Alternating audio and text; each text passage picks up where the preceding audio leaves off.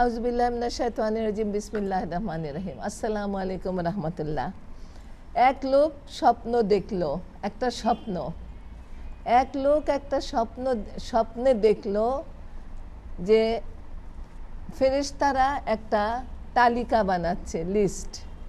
তো সে জিজ্ঞাসা করলো এটা কাদের তালিকা? তো ফেরেশতা বলল যারা আল্লাহকে ভালোবাসে। তো সেই লোক জিজ্ঞাসা করলো এর মধ্যে কি আমার নাম আছে? তো ফেরেশতা বলল যে দুঃখিত, তোমার নাম নাই। আবার সে স্বপ্ন দেখলো আরেকদিন, আবার ফেরেশতা তালিকা বানাচ্ছে। আজকে জিজ্ঞাসা করলো এই তালিকা কাদের? তো ফেরেশতা বলল এই তালিকা যাদের, তাদেরকে আল্লাহ ভালোবাসেন। তো সেই লোক আর দ্বিতীয় প্রশ্ন করলো না, যে আগের তালিকাতেই যখন আমার নাম নাই, আমি তো আল্লাহকে ভালোবাসতাম, আর আজকের তালিকা তো আরও ইম্পর্টেন্ট, যাদেরকে আল্লাহ ভালোবাসে, এখানে তো আমার নাম হতেই পারে না। তো সে চুপ করে থাকলো।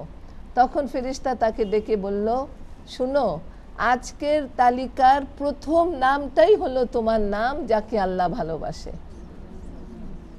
সুবহানাল্লাহ, সুবহানাল্লাহ। আমরা এরকম স্বপ্ন কেন দেখি না? চিন্তা করছিলাম তখন আল্লাহ মনে দেয় যে জানোয়াররা যখন মানুষের সাথে উঠা বসা করে না, মানুষের ঘরে থাকে, শুধুই মানুষ, জানোয়ারদের জগতের বাইরে, তখন তারা মানুষের ভাষা বোঝে, মানুষের রাগ দুঃখ কষ্ট সব বোঝে। রিডার ডাইজেস্টে একটা তোতার সম্বন্ধে পড়েছিলাম। তোতা, 20 বছর তার বয়স। সে একজনের বাসার পেট ছিল, পালিত তোতা, কিন্তু সে থাকতো গাছে। দুঃখের কাহিনী তার কাছে বললে সে শুনতো, সে সরি বলতো, আবার সে উড়ে গাছে যেত, আবার সে আসতো ঘরে। আবার কিছু মানুষ আছে জানোয়ারের সাথে থাকতে থাকতে তারা জানোয়ারের ভাষা বোঝে।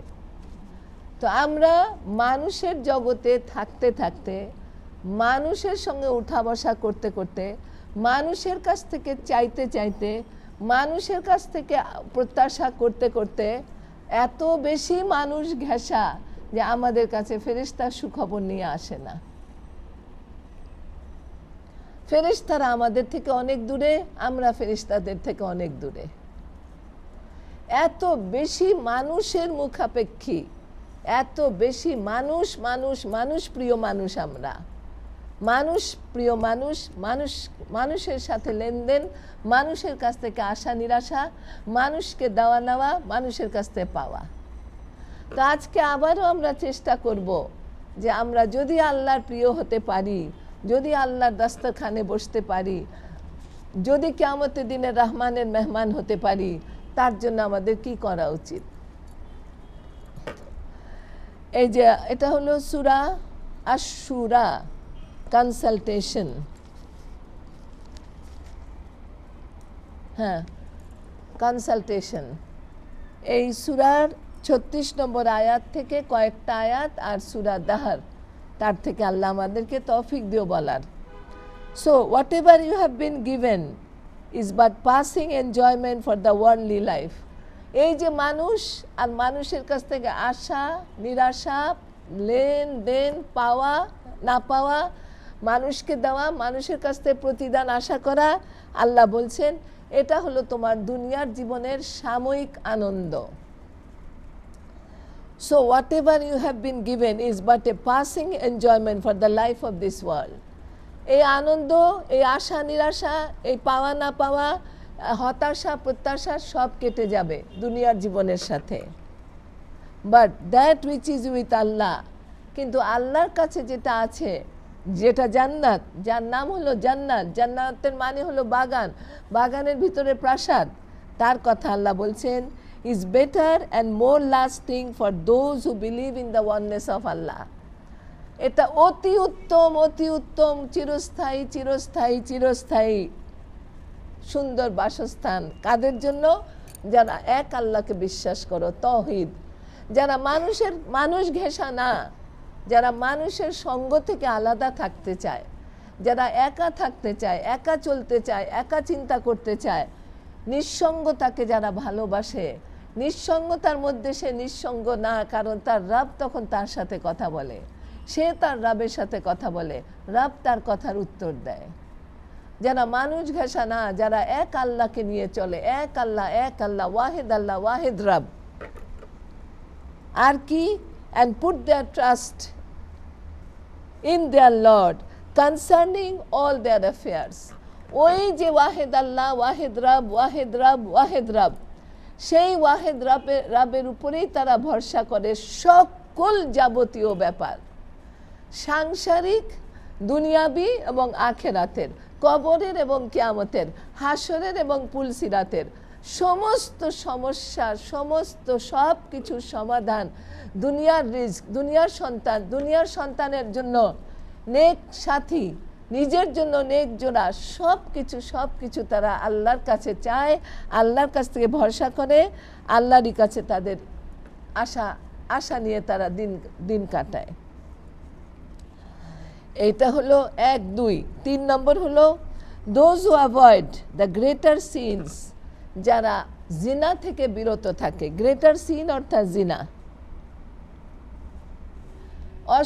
অশ্লীল, অবৈধ, হারাম সম্পর্ক থেকে যারা বিরত থাকে। অ্যান্ড ফাহিশা, ওইটাও হলো অশ্লীল, ফাহিশা।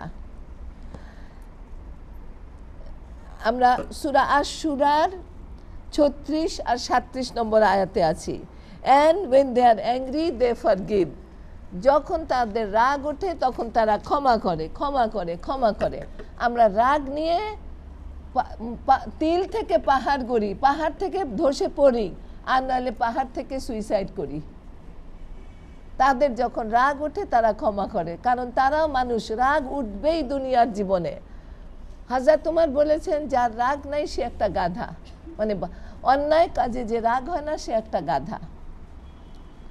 আর তারা কি করে? 5 নম্বর, those who answer the call of their Lord, যখন তাদের রবের কাছ থেকে কোনো আদেশ আসে, নিষেধ আসে, হায় আল্লাহ সালাহ, হায় আল ফালাহ, তাৎক্ষণিক নামাজের জন্য তারা রেডি হয়।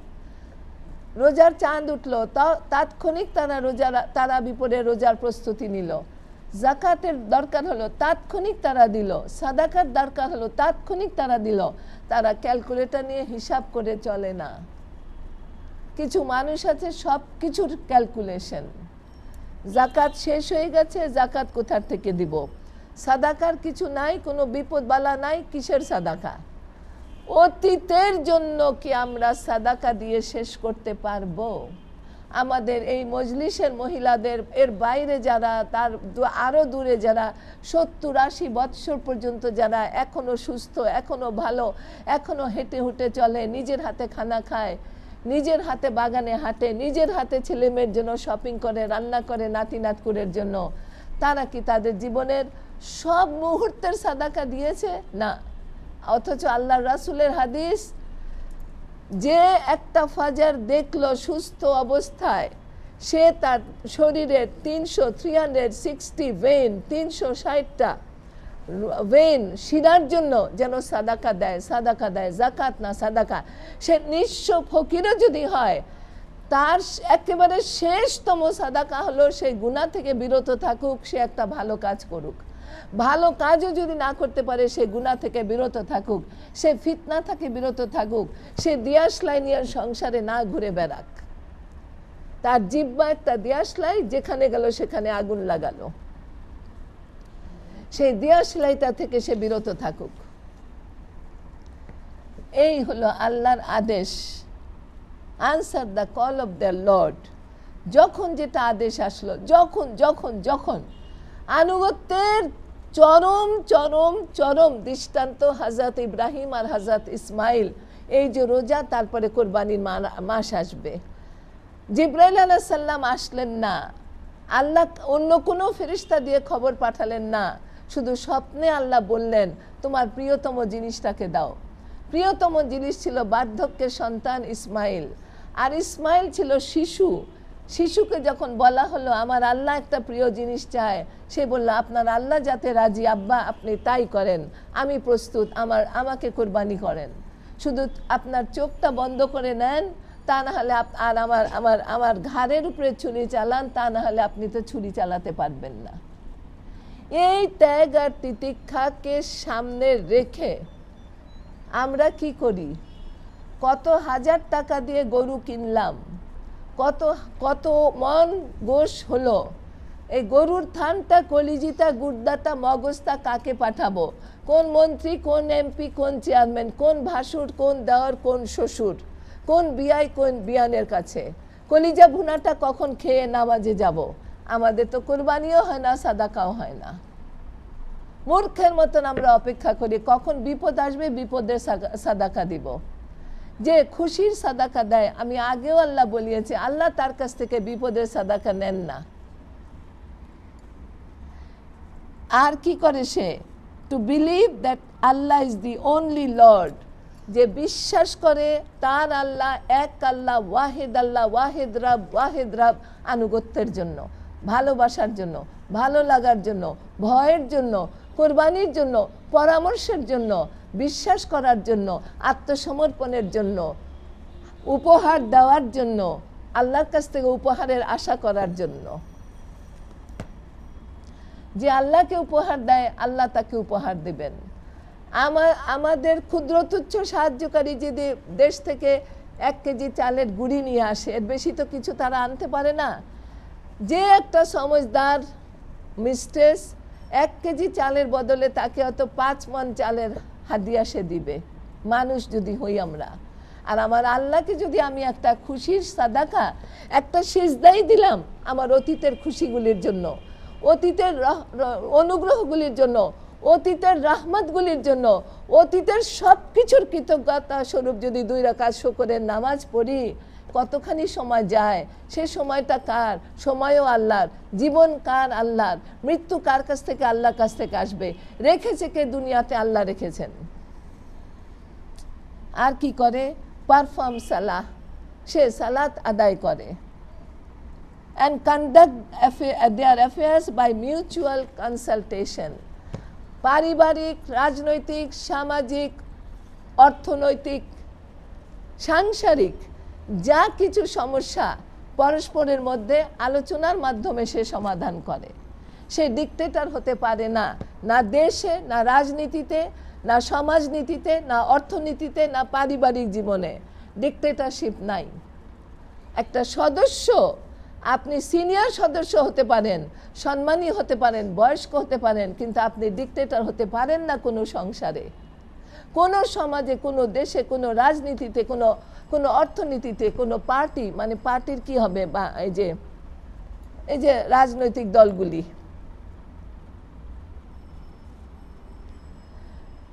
পারস্পরিক আলোচনার মাধ্যমে তারা সমাধান করে। আমাদের দেশে পুরুষরা তো প্রত্যেক সংসারে ডিক্টেটর। প্রত্যেক সংসারের প্রধান মানেই হলো আমার হুকুমে সূর্য উঠবে, আমার হুকুমে সূর্য ডুববে। তার হয়তো নামাজ পড়তে পড়তে এখানে দাগ হয়ে গেছে, কিন্তু অত্যাচার করার স্বভাব যায় নাই, অত্যাচার করার স্বভাব যায় নাই, নির্যাতন করার স্বভাবটা যায় নাই। আল্লাহ পাক তুমি এই নির্যাতনকারীদেরকে হেদায়েত দাও আজকে, আমিন বলো। and who spend of what we have bestowed on them, আর আমি আল্লাহ তাদেরকে যে নিয়ামত দিয়েছি, সেই নিয়ামত থেকে, সেই সম্পদ থেকে, সেই অর্থ থেকে তারা দান করে। কাকে? মিনিস্টারকে না, এমপিকে না, চেয়ারম্যানকে না, ভাসুরকে না, ভাইরাকে না, বিআইকে না, বিয়ানকে না, দান করে যার দরকার, যার দরকার, যার দরকার তাকে তাকে তাকে। একটা বাংলা বই থেকে একটা কবিতা, তার থেকে আবার আল্লাহ আমাকে শিক্ষা দিল। গাছের গাছ, গাছ, আবার সেই গাছের কথা। বাংলায় একটা কথা আছে, যে গাছ যত ফল দেয় সে তত নত হয়। এটা তো আমরা জানি, কিন্তু গাছের ফল যখন চলে যায় সে কিন্তু সোজা হয়ে যায়। ফলের ভারে সে নত থাকে, ফল শেষ হয়ে গেলে সে সোজা হয়ে যায়। প্রেগনেন্ট মহিলা যেমন প্রেগনেন্সিতে নত হয়ে চলে, প্রেগনেন্সি চলে গেলে আবার সে একদম সোজা, সে ডিস্কোতেও যেতে পারে। আজকালকার মেয়েরা 7 দিনের দিন ডিস্কোতে চলে যায়, সিজারিয়ান অপারেশন হলো তারপরেও এমন সোজা। কিন্তু মানুষ যখন তার ফল আসে তখন সে অহংকারে অপ্রস্তুত সব সময়, আর ফল যখন চলে যায় তখন আবার হাত পাতাতে অভ্যস্ত হয়ে যায়। কি শিক্ষা আমরা নিলাম? ফলের ভারে অহংকারী, ফল না থাকলে অভাবগ্রস্ত।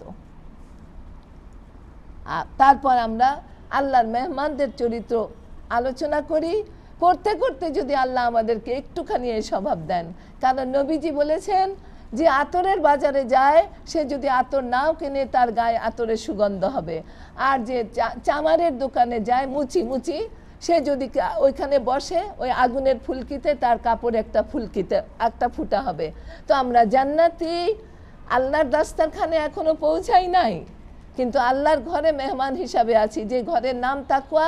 সমস্ত দিনই বোনদের এখানে দাওয়াত থাকলো আসার।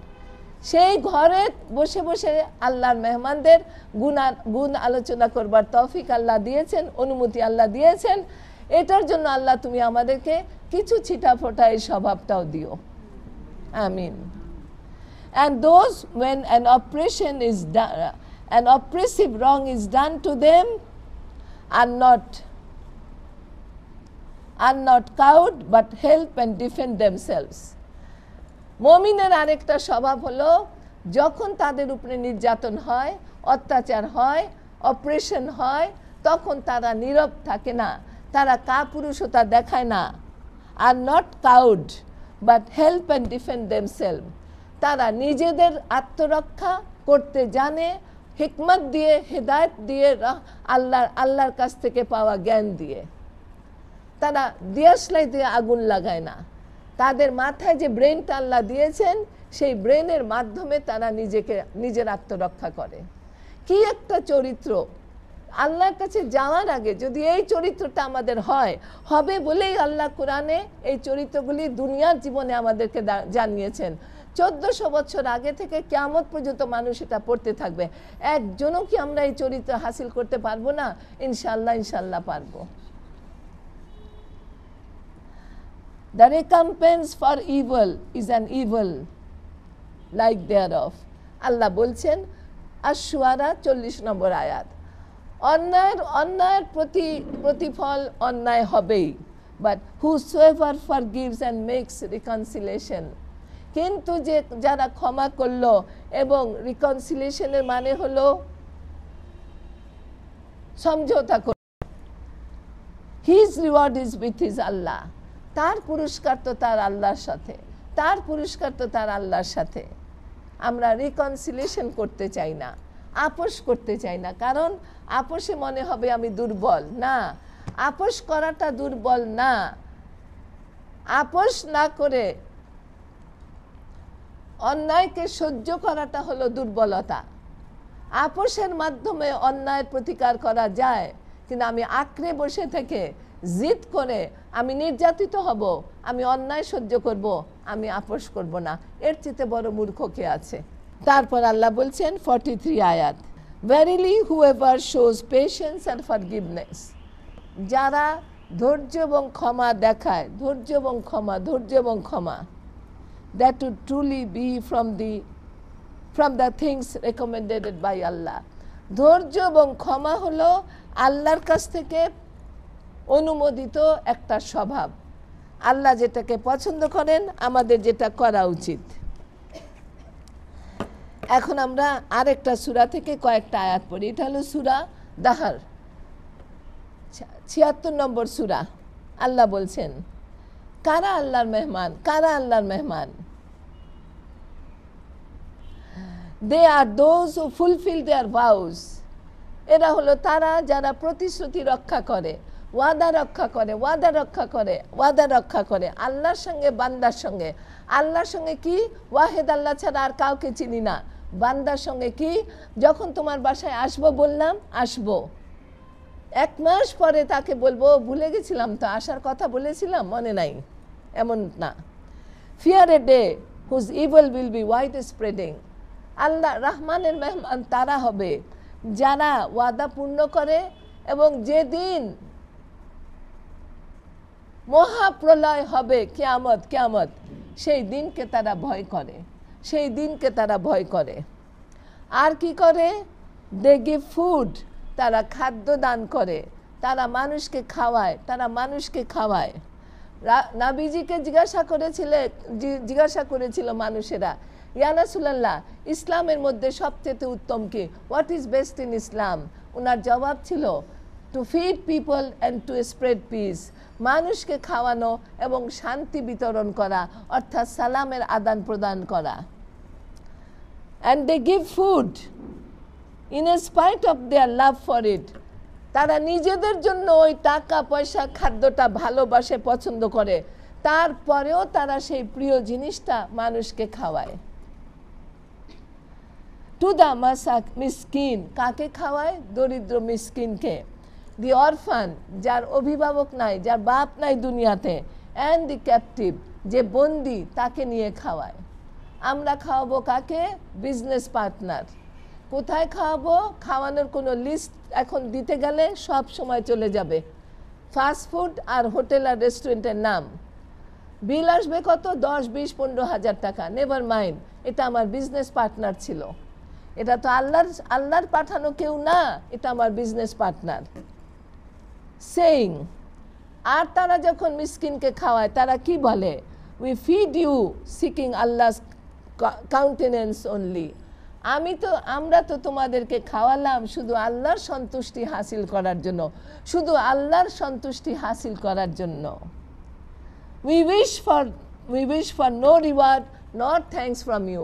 তোমাদের কাছ থেকে না কোনো পুরস্কার, না কোনো ধন্যবাদ আমরা আশা করি।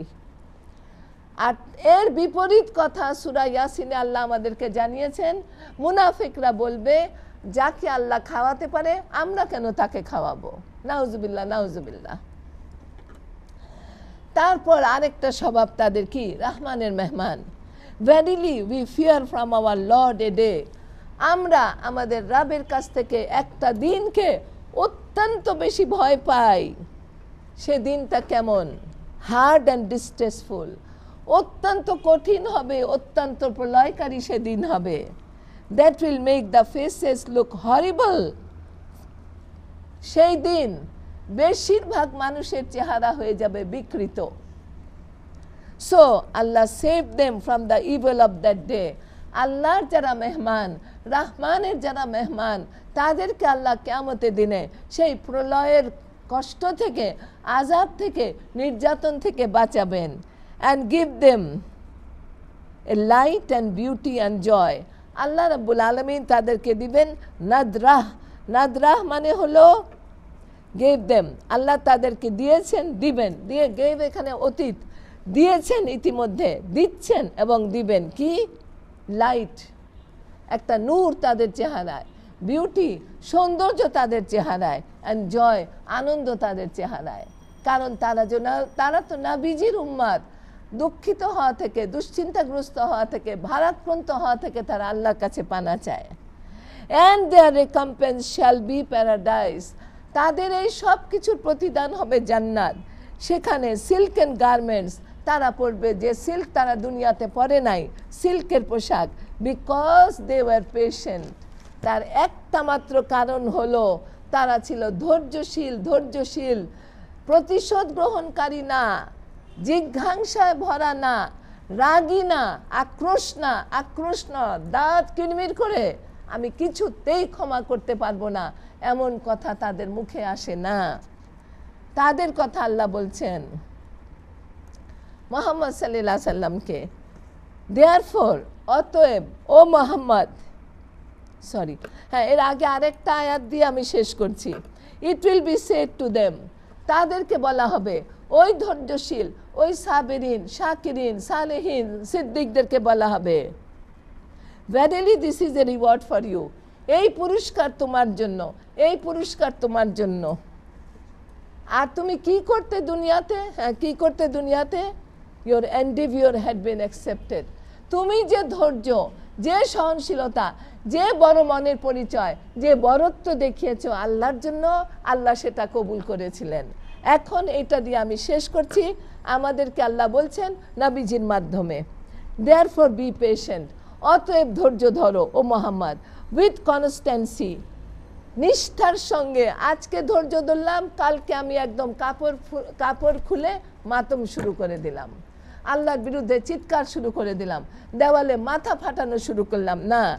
সূরা দাহার আল্লাহ বলছেন রাসূল সাল্লাল্লাহু আলাইহি সাল্লামকে, সাবরান জামিল, ও মুহাম্মদ সাল্লাল্লাহু আলাইহি সাল্লাম, আপনি ধৈর্য ধরেন, with constancy to the command of your lord, আপনার রবের প্রতিপালকের আদেশের প্রতি নিষ্ঠার সঙ্গে ধৈর্য ধরেন। আজকে আমি ধৈর্য ধরলাম, কালকে আমি একদম মাথা ফাটালাম দেওয়ালের সঙ্গে, আবল তাবল বকা শুরু করলাম আল্লাহর বিরুদ্ধে, সেই ধৈর্য না। উইথ কনস্ট্যান্সি, নিষ্ঠার সঙ্গে ধৈর্য ধরেন। যতদিন হায়াত আছে ততদিন ধৈর্য ধরেন। আর কি?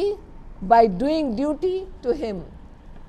আর আল্লাহর প্রতি যে আদেশ আছে, আপনার প্রতি যে আদেশ আছে আল্লাহর পক্ষ থেকে, আল্লাহর প্রতি যা করণীয় কর্তব্য, ফজর থেকে রাত পর্যন্ত ঘুমের ভিতরেও আপনি আল্লাহকে নিয়ে থাকেন। By conveying his message. এখানে দায়িত্বটা কি? আল্লাহ বলছেন আল্লাহর আদেশ নিষেধগুলি পৌঁছে দেন কিয়ামত পর্যন্ত মানুষের কাছে। ওবে, তারপর আল্লাহ বলছেন ওবে নাইদার এ সিনার নর এ ডিসবিলিভার অ্যামাং মেন। কোনো অবিশ্বাসী কিংবা কোনো গুনাহগার পাপিষ্ঠের আনুগত্য আপনি করবেন না।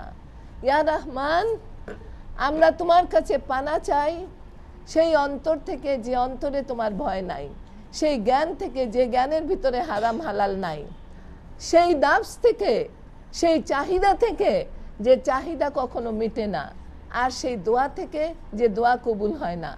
দয়া করে রহমান তুমি আমাদেরকে, আমাদের সালাত, আমাদের জিহাদ, আমাদের সাদাকা, আমাদের দোয়া আর আমাদের কৃতজ্ঞতা কবুল করো। আর কবুল করেছো তা আমাদেরকে জানতে দিও। মাঝে মাঝে প্রাণে তোমার পরশখানি দিও। আমিন।